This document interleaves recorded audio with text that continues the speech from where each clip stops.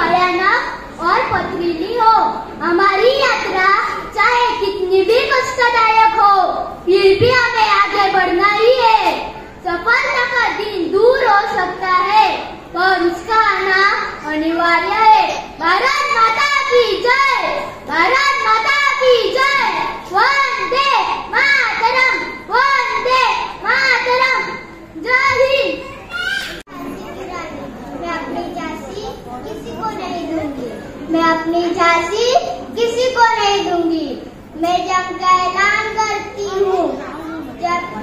जब बेटी उठ खड़ी होती है तभी विजय बड़ी होती है। जब बेटी उठ खड़ी होती है तभी विजय बड़ी होती है। हर हर महादेव, भारत माता की जय। हर हर महादेव, भारत माता की जय। मैं आयरन के नाम से जानी जाती हूँ। मैं पंडित जवाहरलाल कमला नेहरू की बेटी हूँ। मेरा नारा था गरीबी हटाओ। मैं अपने भारत देश से बहुत प्यार करती हूँ। लांडग्यांना आता जरा बसवलीच पाहिजे।